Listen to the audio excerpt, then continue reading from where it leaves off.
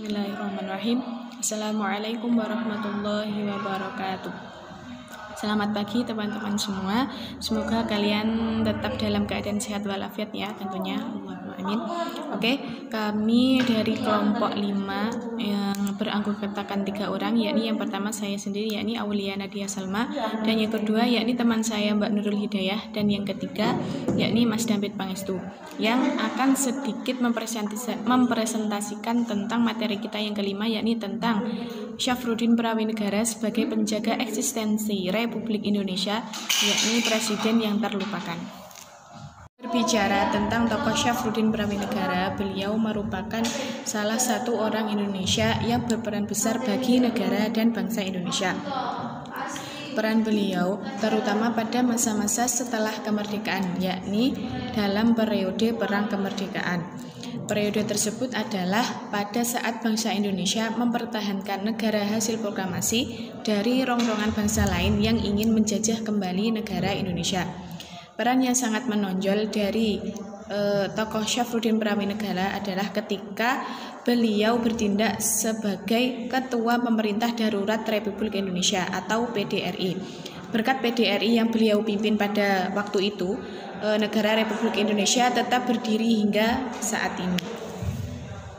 Dengan didudukinya kota Yogyakarta sebagai ibu kota Republik Indonesia oleh Belanda melalui agresi militer kedua dan ditawanya Presiden Soekarno dan Wakil Presiden Hatta, juga sejumlah menteri yang membuat negara Republik Indonesia tidak mempunyai pemerintahan. Inilah yang diinginkan dan menjadi tujuan Belanda, yaitu memperlihatkan ke dunia luar bahwa Republik Indonesia telah hancur lebur dengan didudukinya ibu kota negara dan pemimpin negaranya yang sedang ditawan.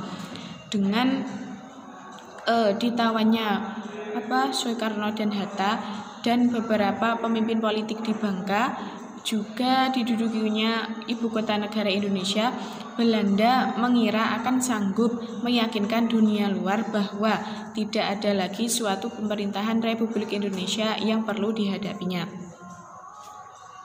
Terbentuknya PDRI di Bukit Tinggi yang diketuai oleh Syafruddin Prawinegara telah menyelamatkan keberlangsungan eksistensi negara proklamasi Republik Indonesia.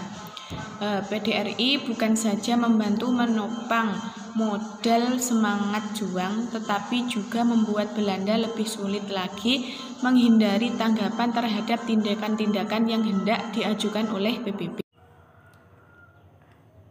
Penjelasan yang selanjutnya yaitu mengenai arti penting PDRI atau Pemerintah Darurat Indonesia.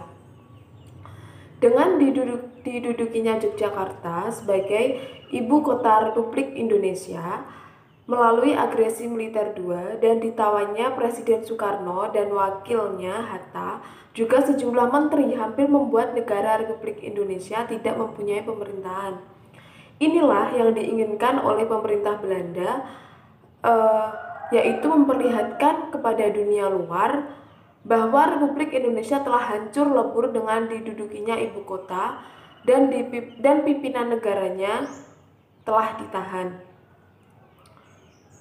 Terbentuknya PDRI di Bukit Tinggi yang diketahui. Assalamualaikum warahmatullahi wabarakatuh. Di sini saya akan melanjutkan makalah kami yang tadi sudah diterangkan oleh Mbak Salma dan Mbak Hida. Di sini saya akan menerangkan mengapa Syafruddin. Di Bukit Tinggi saat itu terdapat sejumlah tokoh selain Master Syafruddin Prawinegara dan juga tokoh senior Tuku Muhammad Hasan, Komisaris Pemerintahan Pusat untuk Sumatera, Muhammad Rosyid, Ketua Pertahanan Daerah, Sultan Muhammad Rosyid, Residen Sumatera Tengah, Lukman Hakim, Komisaris Negara Urusan Keuangan, Indrahaya, Koordinator Perhubungan untuk Sumatera, Menanti Setompul, Kepala Jabatan Pekerjaan Umum Sumatera, dan sebagainya. Mr. Syafruddin sendiri tidak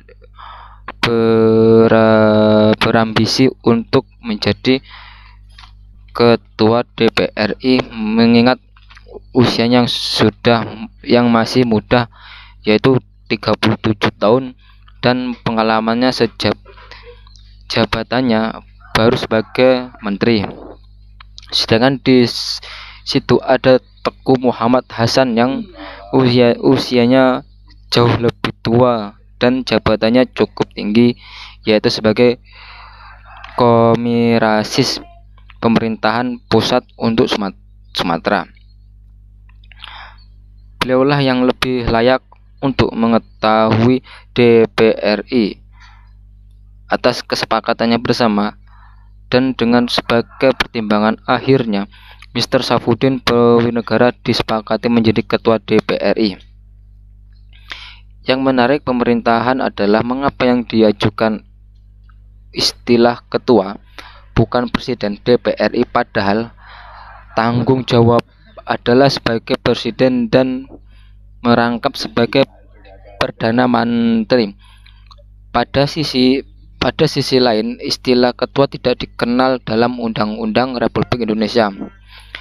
Ajib Rosyid 1986 mengutip wawancara surat kabar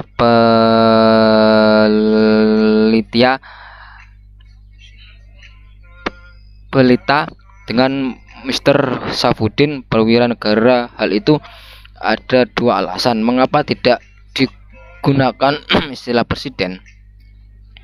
Pertama, Mr. Saffuddin Prawinegara tidak mengetahui adanya mandat dari Presiden Soekarno. Kedua, didorong oleh pemerintah dan keterendahan hati. Namun demikian, meskipun yang digunakan istilah ketua DPR RI, akan tapi secara de jure Mr. Saffuddin Prawinegara adalah Presiden Republik Indonesia dengan segala kekuasaan yang diberikan kepadanya oleh Undang-Undang 1945